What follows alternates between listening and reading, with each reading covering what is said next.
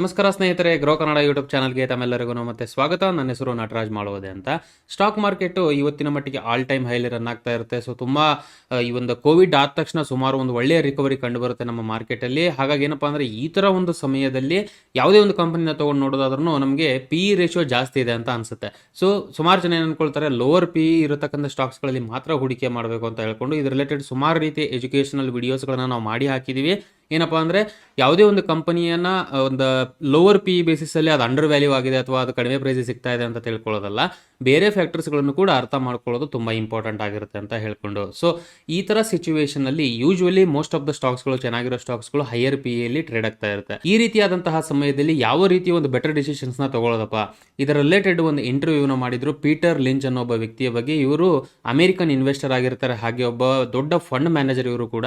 ಇವ್ರ ಬಗ್ಗೆ ಸ್ಪೆಷಲ್ ಹೇಳಬೇಕಪ್ಪ ಅಂತ ಅಂದ್ರೆ ಏನಪ್ಪ ಅಂದರೆ 1977ರಿಂದ 1990ರವರೆಗೂ ಇವರು ಸುಮಾರು 29.2% ಓವರ್ ಆಲ್ ಒಂದು ಕಂಪೌಂಡೆಡ್ ರಿಟರ್ನ್ ಅನ್ನ ಹೂಡಿಕೆದಾರರಿಗೆ ತಂದುಕೊಟ್ಟಿದ್ರು ಆ ಥರ ಸಮಯದಲ್ಲಿ. ಇದನ್ನ S&P 500, ಈಗ ನಮ್ಮ ದೇಶದಲ್ಲಿ ಯಾವ ರೀತಿ ನಿಫ್ಟಿ ಇದೆಯೋ ಅದೇ ರೀತಿ ಅಮೆರಿಕಾದಲ್ಲಿ S&P 500 ಅಂತ ಬರುತ್ತೆ. S&P 500 ಇಂಡೆಕ್ಸ್ಗೆ ಕಂಪೇರ್ ಮಾಡಿ ನೋಡೋದಾದ್ರೆ ಸುಮಾರು ಡಬಲ್ ರಿಟರ್ನ್ ಅನ್ನ ಹೂಡಿಕೆದಾರರಿಗೆ ಈ ಒಬ್ಬ ವ್ಯಕ್ತಿ ತಂದುಕೊಟ್ಟಿರ್ತಾರೆ. ಸೊ ಹಾಗಾಗಿ ಇವರ ಒಂದು ನಾಲೆಜ್ ಏನಿದೆ, ಇವರ ಒಂದು ಜ್ಞಾನದಿಂದ ಬರ್ತಕ್ಕಂಥ ವಿಷಯಗಳನ್ನು ತಿಳ್ಕೊಳ್ಳೋದ್ರ ಮೂಲಕ ನಮಗೂ ಸುಮಾರು ರೀತಿಯ ವಿಷಯಗಳು ಕಲೀಲಿಕ್ಕೆ ಸಿಗುತ್ತೆ. ಇವತ್ತಿನ ವಿಡಿಯೋದಲ್ಲಿ ಆ ಇಂಟರ್ವ್ಯೂ ಅಲ್ಲಿ ಬಂದಿರತಕ್ಕಂಥ ಇಂಪಾರ್ಟೆಂಟ್ ಕ್ಲಿಪ್ಸ್ಗಳು ಯಾವುದು, ಹಾಗೆ ಆ ಕ್ಲಿಪ್ಸ್ಗಳಿಂದ ನಮಗೇನೆಲ್ಲ ಕಲೀಲಿಕ್ಕೆ ಸಿಗುತ್ತೆ ಒಬ್ಬ ಇನ್ವೆಸ್ಟರ್ ಪರ್ಸ್ಪೆಕ್ಟಿವ್ ಅಲ್ಲಿ, ಈ ಒಂದು ವಿಷಯವನ್ನು ನಾನು ನಿಮಗೆ ಕನ್ನಡದಲ್ಲಿ ಅದ್ರ ಬಗ್ಗೆ ಮಾಹಿತಿಯನ್ನು ಕೊಡ್ಲಿಕ್ಕೆ ಹೋಗ್ತಾ ಇದ್ದೀನಿ.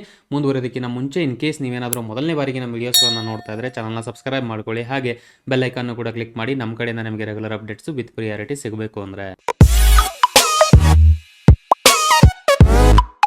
ಮೊದಲನೇದಾಗಿ ವಿಡಿಯೋನ ನೋಡ್ಕೊಂಬರೋಣ. ಈ ಕ್ಲಿಪ್ನ ನೀವು ನೋಡಿ, ಅದಾದ್ಮೇಲೆ ನಾ ಈ ಕ್ಲಿಪ್ಪಲ್ಲಿ ಅವ್ರು ಏನು ಹೇಳಿದ್ರು, ಅದರಿಂದ ನಮಗೆ ಏನೆಲ್ಲ ಕಲಿಲಿಕ್ಕೆ ಸಿಗುತ್ತೆ ಅನ್ನೋದನ್ನ ಕನ್ನಡದಲ್ಲಿ ಎಕ್ಸ್ಪ್ಲೇನ್ ಮಾಡ್ತೀನಿ. One thing you're trying to do is say, of all these public companies out there, here's a company I really like. The fundamentals are terrific. Their earnings are doing well. Their competitors are doing poorly. I think this company's doing terrific. And all of a sudden, the stock might have gone from 40 to 30 because of this decline. That would say, wow, here's a chance to buy it. So you're trying to say some companies might have been overpriced at 60 and all they did was go to 50 and say, big deal. So you're trying to find companies you liked anyway. Right now you liked them, and now they've had a haircut. That's what you would do. Not a stock that went from overpriced to fairly priced. Something that was fairly priced at the start of this exercise and then had a very, a 5 for 4 sale. ತುಂಬ important ಪಾಯಿಂಟ್ನ explain ಮಾಡಿದ್ದಾರೆ ಇಲ್ಲಿ ನಮಗೆ Peter Lynch ಅವರು. ಇದರ ಪ್ರಕಾರ ಅವರು ಹೇಳ್ತಾ ಇದ್ದಾರೆ, ಮಾರ್ಕೆಟ್ ಕರೆಕ್ಷನ್ಸ್ ಯಾವಾಗ ಆಗುತ್ತೋ ಸುಮಾರು ಜನ ಹೆದರ್ಕೊಂಡ್ಬಿಡ್ತಾರೆ, ಇನ್ವೆಸ್ಟ್ ಮಾಡ್ಲಿಕ್ಕೆ ಮುಂದೆ ಬರಲ್ಲ. ಬಟ್ ಈ ಥರ ಸಮಯದಲ್ಲೇ ಆಪರ್ಚುನಿಟಿ ಇರ್ತಕ್ಕಂಥದ್ದು, ಅವಕಾಶ ಇರ್ತಕ್ಕಂಥದ್ದು, ಅದನ್ನು ಪ್ರಾಪರಾಗಿ ಯೂಸ್ ಮಾಡ್ಕೊಳ್ಬೇಕು ಅಂತ ಹೇಳ್ತಾರೆ. ಬಿಕಾಸ್ ಯಾವುದೇ ಒಂದು ಕಂಪನಿ ಚೆನ್ನಾಗಿ ಪರ್ಫಾರ್ಮ್ ಆಗ್ತಿದೆ, ಅವರ ಫಂಡಮೆಂಟಲ್ಸ್ ಚೆನ್ನಾಗಿದೆ, ಹಾಗೆ ಅವ್ರ ಜೋಡಿ ಕಾಂಪಿಟೇಟರ್ ಜೋಡಿ ಕಂಪೇರ್ ಮಾಡಿ ನೋಡಿದಾಗ ಅವ್ರು ಚೆನ್ನಾಗಿ ಪರ್ಫಾರ್ಮ್ ಆಗ್ತಾ ಇದ್ದಾರೆ ಅಂತ ಅಂದರೆ ಪಿ ರೇಷಿಯೋ ಯೂಶ್ವಲಿ ಜಾಸ್ತಿ ಇರುತ್ತೆ ಅಂತ ಹೇಳ್ತಾರೆ. ಹಾಗೆ ಆ ಥರ ಸಿಚುವೇಶನ್ ಇದ್ದಾಗ, ಈ ಥರ ಕರೆಕ್ಷನ್ಸ್ ಯಾವಾಗ ಆಗುತ್ತೋ ಆ ಥರ ಸಂದರ್ಭದಲ್ಲಿ ಕಡಿಮೆ ಪ್ರೈಸ್ ಅಥವಾ ಅದು ಯಾವಾಗ ಆ ಸ್ಟಾಕ್ ಕಡಿಮೆಗೆ ಟ್ರೇಡ್ ಆಗ್ತಾ ಇರುತ್ತೋ ಆ ಥರ ಒಂದು ಸಮಯದಲ್ಲಿ ಹೂಡಿಕೆ ಮಾಡೋದು ತುಂಬಾ ಇಂಪಾರ್ಟೆಂಟ್ ಅಥವಾ ತುಂಬಾ ಸೂಕ್ತ ಅಂತ ಹೇಳ್ಕೊಂಡು ಅವರು ನಮಗೆ ಇಲ್ಲಿ ತಿಳಿಸ್ಕೊಟ್ಟಿದ್ದಾರೆ. ಅಷ್ಟೇ ಅಲ್ಲ, ಬೇರೆ ಕಂಪನಿಗಳು ಫೇರ್ ವ್ಯಾಲ್ಯೂಯೇಷನ್ ಅಲ್ಲಿ ರನ್ ಆಗ್ತಾ ಇರುತ್ತೆ ಆ ಥರ ಸಮಯದಲ್ಲಿ, ಅದರಲ್ಲೂ ನೋಡಿಕೊಂಡು ಇನ್ವೆಸ್ಟ್ ಮಾಡೋದು ಸೂಕ್ತ ಅಂತ ಹೇಳ್ಕೊಂಡು ಅವರು ಈ ಕ್ಲಿಪ್ ಅಲ್ಲಿ ನಮಗೆ ತಿಳಿಸ್ಕೊಟ್ಟಿದ್ದಾರೆ. ಸೊ ಇವಾಗ ಎರಡನೇ ಕ್ಲಿಪ್ ಅನ್ನು ನೋಡೋಣ, ಇಂಟರ್ವ್ಯೂ ಅಲ್ಲಿ ಬಂದಿರತಕ್ಕಂಥದ್ದು. ಅದಾದ್ಮೇಲೆ ನಾನು ನಿಮಗೆ ಕನ್ನಡದಲ್ಲಿ ಅದ್ರ ಬಗ್ಗೆ ಮಾಹಿತಿಯನ್ನು ತಿಳಿಸ್ತೀನಿ. If you had been managing the Magellan Fund this morning, yes, you would have been buying like crazy? I would have been researching like crazy. I would have been saying, which companies are the same story? Is there anything really happening? This is a non-event for them. They're still doing well. Even if we have a recession, there's nothing to do with them. And that's the kind of kinds I would try to buy.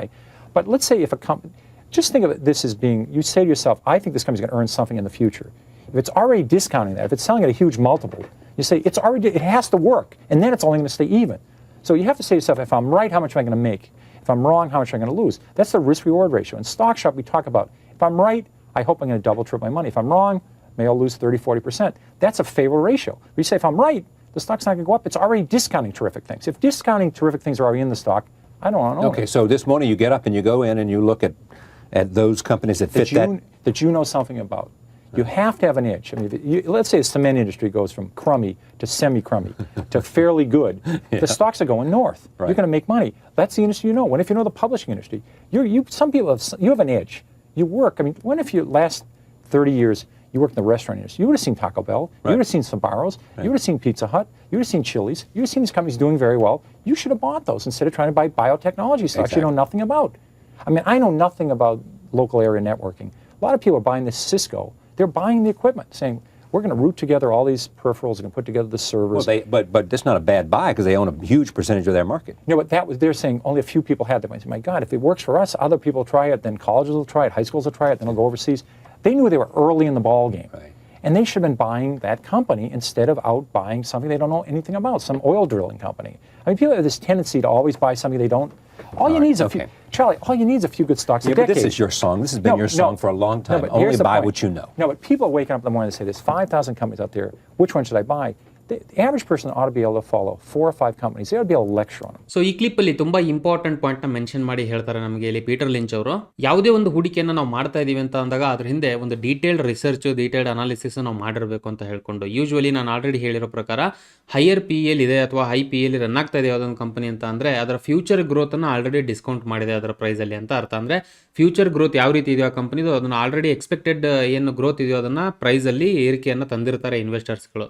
So ನೀವು invest ಮಾಡ್ತಾ ಇದ್ದೀರಾ ಈ ತರ ಒಂದು ಸ್ಟಾಕ್ಸ್ಗಳಲ್ಲಿ ಅಂತ ಅಂದ್ರೆ ಅದರ ಡೀಟೇಲ್ಸನ್ನು ಕಂಪ್ಲೀಟಾಗಿ ಅರ್ಥ ಮಾಡ್ಕೋಬೇಕಾಗುತ್ತೆ. ಫಂಡಮೆಂಟಲ್ಸ್ ಯಾವ ರೀತಿ ಕೆಲಸ ಮಾಡ್ತಾ ಇದೆ, ಏನಕ್ಕೆ ಇಷ್ಟು ಹೈಯರ್ ಪಿ ಆಗಿದೆ ಈ ಕಂಪನಿದು, ಯಾವ ಒಂದು ಫ್ಯಾಕ್ಟರ್ ಇದಕ್ಕೆ ಆ ರೀತಿ ಒಂದು ಇಂಪ್ಲಿಕೇಟ್ ಆಗ್ತಾ ಇದೆ, ಶೇರ್ ಪ್ರೈಸ್ ಜಾಸ್ತಿ ಆಗ್ತಾ ಇದೆ. ಆಮೇಲೆ ಎಲ್ಲದಕ್ಕಿಂತ ಹೆಚ್ಚಾಗಿ ಏನಪ್ಪಾ ಅಂದ್ರೆ ನಮ್ಮ ರಿಸ್ಕ್ ಪ್ರೊಫೈಲ್ ಎಷ್ಟಿದೆ ಅನ್ನೋದು ನಮ್ಗೆ ಗೊತ್ತಿರಬೇಕು. ಯಾವುದೇ ಒಂದು ಇನ್ವೆಸ್ಟ್ಮೆಂಟ್ ಮಾಡ್ತಿದ್ದೀರಾ ಅಂತ ಅಂದ್ರೆ ನಾನೆಷ್ಟು ರಿಸ್ಕ್ ತಗೊಳಕ್ಕೆ ರೆಡಿ ಇದ್ದೀನಿ ಆ ಒಂದು ಇನ್ವೆಸ್ಟ್ಮೆಂಟ್ ಅಲ್ಲಿ ಅಂತ ತಿಳ್ಕೊಳ್ಳೋದು ತುಂಬಾ ಇಂಪಾರ್ಟೆಂಟ್ ಆಗಿರುತ್ತೆ. ಸೊ ಈ ಪಾಯಿಂಟ್ ಅನ್ನು ಕೂಡ ಇವರು ತುಂಬಾ ಕ್ರಿಟಿಕಲ್ ಆಗಿ ಮೆನ್ಷನ್ ಮಾಡಿ ನಮಗೆ ಇಲ್ಲಿ ತಿಳಿಸ್ಕೊಡ್ತಾರೆ.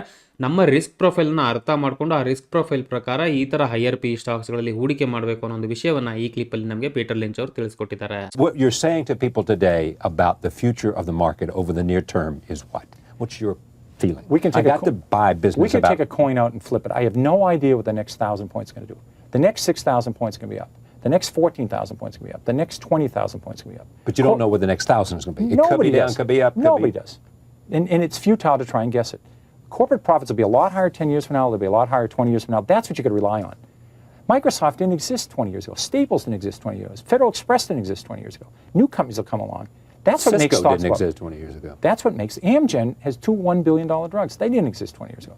New companies will come along. That's what makes this country work. You got to keep your eyes open. So clip 3 ಪ್ರಕಾರ ನಮಗೆ ಕ್ಲಿಯರ್ ಆಗಿ ಅರ್ಥ ಆಗುತ್ತೆ ಪೀಟರ್ ಲಿಂಚ್ ಅವ್ರು ಏನು ಹೇಳ್ತಿದ್ದಾರೆ ಅಂತ ಅಂದ್ರೆ long term perspective, long term vision ಇರಬೇಕು ನಾವು ಹೂಡಿಕೆ ಮಾಡ್ತಾ ಇರಬೇಕಾರೆ ಅಂತ ಹೇಳ್ಕೊಂಡು. ಬಿಕಾಸ್ ಶಾರ್ಟ್ ಟರ್ಮ್ ಅಲ್ಲಿ ಸುಮಾರು ರೀತಿಯ ವೇರಿಯೇಷನ್ಸ್ಗಳು ಆಗ್ತಾ ಇರುತ್ತೆ ಮಾರ್ಕೆಟ್ ಅಲ್ಲಿ. ಹಾಗಾಗಿ ತುಂಬಾ ಕಡಿಮೆ ಸಮಯಕ್ಕೆ ಯೋಚನೆ ಮಾಡೋದಲ್ಲ, ಸ್ವಲ್ಪ ಲಾಂಗ್ ಟರ್ಮ್ಗೂ ಕೂಡ ಯೋಚನೆ ಮಾಡಿ ಅದಾದ್ಮೇಲೆ ಹೂಡಿಕೆಯನ್ನು ಮಾಡಬೇಕು ಅಂತ ಹೇಳ್ಕೊಂಡು. ಯಾವಾಗ ನಾವು ಲಾಂಗ್ ಟರ್ಮ್ ಅಲ್ಲಿ ಇನ್ವೆಸ್ಟ್ಮೆಂಟ್ ಮಾಡಿ ಹೂಡಿಕೆಯನ್ನು ಮಾಡ್ತೀವೋ ಈ ರೀತಿ ಹೈಯರ್ ಪಿ ಆಗಿರ್ತಕ್ಕಂಥ ಸ್ಟಾಕ್ಸ್ ಗಳಿರ್ತಕ್ಕಂತಹ ರಿಸ್ಕ್ ಅನ್ನ ಕಡಿಮೆ ಮಾಡಬಹುದು ಅನ್ನೋ ಒಂದು ವಿಷಯವನ್ನ ನಮಗೆ ಇಲ್ಲಿ ಪೀಟರ್ ಲಿಂಚ್ ಅವರು ತಿಳಿಸ್ಕೊಟ್ಟಿದ್ದಾರೆ. ಹಾಗೆ ಇನ್ನೂ ಒಂದು ಇಂಪಾರ್ಟೆಂಟ್ ಪಾಯಿಂಟ್ ಹೇಳ್ತಾರೆ ಇಲ್ಲಿ, ಯಾವುದೇ ಒಬ್ಬ ವ್ಯಕ್ತಿ ಆದ್ರೂ ಕೂಡ ಫ್ಯೂಚರ್ ಅಲ್ಲಿ ಹಿಂಗಾಗುತ್ತೆ ಅಂತ ಪ್ರಿಡಿಕ್ಟ್ ಮಾಡೋದು ತುಂಬಾ ಕಷ್ಟ. ಅದು ನಿಮಗೂ ಗೊತ್ತಿದೆ, ಪ್ರಿಡಿಕ್ಟ್ ಮಾಡಕ್ ಆಗೋದಿಲ್ಲ. ಹಿಂಗಾಗುತ್ತೆ ಅಂತ ಹೇಳ್ಕೊಂಡು ಹೇಳ್ಬೋದೇ ವಿನಃ, ಬಟ್ ಅದನ್ನ ಪರ್ಫೆಕ್ಟ್ ಆಗಿ ಹಂಗೆ ಆಗುತ್ತೆ ಅಂತ ಹೇಳ್ಕೊಂಡು ಎವ್ರಿ ಟೈಮ್ ಪ್ರಿಡಿಕ್ಟ್ ಮಾಡೋದು ಕಷ್ಟ. ಸೊ ಹಾಗಾಗಿ ಶಾರ್ಟ್ ಟರ್ಮ್ ಬೆಟ್ ನ ಕಡಿಮೆ ಮಾಡಿ ಆದಷ್ಟು ಲಾಂಗ್ ಟರ್ಮ್ ವಿಷನ್ ಇಟ್ಕೊಂಡು ಲಾಂಗ್ ಟರ್ಮ್ ಅಲ್ಲಿ ಹೂಡಿಕೆಯನ್ನ ಮಾಡಿ ಅದರಿಂದ ಲಾಭವನ್ನು ಪಡಿಬಹುದು ಅನ್ನೋ ಒಂದು ವಿಷಯವನ್ನ ನಮಗೆ ಪೀಟರ್ ಲಿಂಚ್ ಅವರಲ್ಲಿ ತಿಳಿಸ್ಕೊಟ್ಟಿದ್ದಾರೆ. All right, so you're optimistic about the future of the American economy.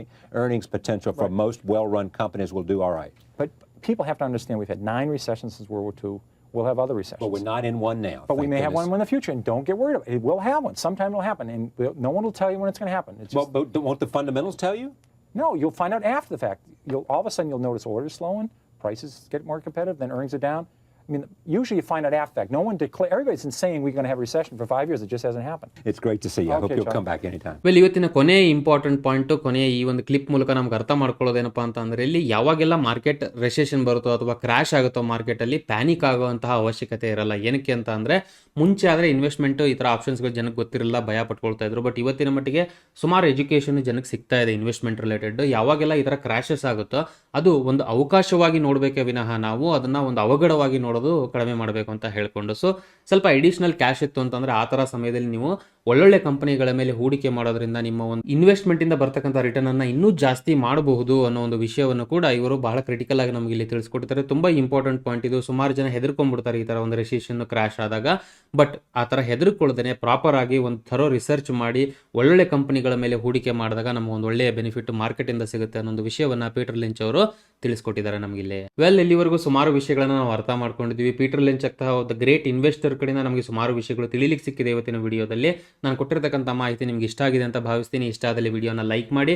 ಹಾಗೆ ಇಂಪಾರ್ಟೆಂಟ್ ಆಗಿ ಇದೇ ರೀತಿಯಾದಂಥ ಇಂಟ್ರೆಸ್ಟಿಂಗ್ ಅಪ್ಡೇಟ್ಸ್ಗಳನ್ನ ಮತ್ತೆ ಫ್ಯೂಚರ್ಲಿ ಅಪ್ಲೋಡ್ ಮಾಡ್ತಾ ಇರ್ತೀವಿ. ಅಪ್ಲೋಡ್ಸ್ಗಳನ್ನ ಮಿಸ್ ಮಾಡ್ಕೋಬಾರ್ದು ಅಂದ್ರೆ ಚಾನಲ್ನ ಸಬ್ಸ್ಕ್ರೈಬ್ ಮಾಡ್ಕೊಳ್ಳಿ, ಹಾಗೆ ಬೆಲ್ ಐಕಾನ್ ಕ್ಲಿಕ್ ಮಾಡಿ. ಈ ವಿಷಯವಾಗಿ ಇಂಟ್ರೆಸ್ಟ್ ಇರತಕ್ಕಂಥ ವ್ಯಕ್ತಿಗಳು ನಿಮ್ಗೆ ಯಾರು ಗೊತ್ತಿದ್ರೆ ಕನ್ನಡದಲ್ಲಿ ನಾವು ಈ ಥರ ಒಂದು ವಿಷಯಗಳನ್ನ ಶೇರ್ ಮಾಡ್ತಾ ಇದ್ದೀವಿ. ದಯವಿಟ್ಟು ಈ ವಿಡಿಯೋಸ್ಗಳನ್ನ ಅವರಿಗೆ ಶೇರ್ ಮಾಡಿ, ಅವ್ರಿಗೂ ಕೂಡ ಒಂದು ಬೆನಿಫಿಟ್ ಆಗುತ್ತೆ. ನಾನು ಇಲ್ಲಿವರೆಗೂ ಕೊಟ್ಟಿರ್ತಕ್ಕಂಥ ಮಾಹಿತಿ ಎಜುಕೇಷನಲ್ ಪರ್ಪಸ್ಗೆ ಮಾತ್ರ, ಯಾವುದೇ ರೀತಿಯ ಬೈ ಸೆಲ್ ರೆಕಮೆಂಡೇಷನ್ಸ್ ಅಲ್ಲ. ಮಾಡೋದಲ್ಲ. ಯಾವುದೇ ಹೂಡಿಕೆಯನ್ನು ಮಾಡೋದಕ್ಕಿಂತ ಮುಂಚೆ ಪ್ರಾಪರಾಗಿ ಅನಲೈಸ್ ಮಾಡಿ ಡಿಸಿಷನ್ ತಗೊಳ್ತಕ್ಕದ್ದು. Because stock market investments are subject to market risk. ಇಷ್ಟು ಹೇಳ್ತಾ ಈ ವಿಡಿಯೋನ ಇಲ್ಲಿಗೆ ಮುಗಿಸ್ತಾ ಇದ್ದೀನಿ. ಮತ್ತೆ ನಿಮಗೆ ನೆಕ್ಸ್ಟ್ ಇನ್ನೊಂದು ಇಂಟ್ರೆಸ್ಟಿಂಗ್ ವಿಡಿಯೋದಲ್ಲಿ ಸಿಗೋ ಹೋಗ್ತಾ ಇದ್ದೀನಿ. ಅಲ್ಲಿವರೆಗೂ ಜೈ ಹಿಂದ್.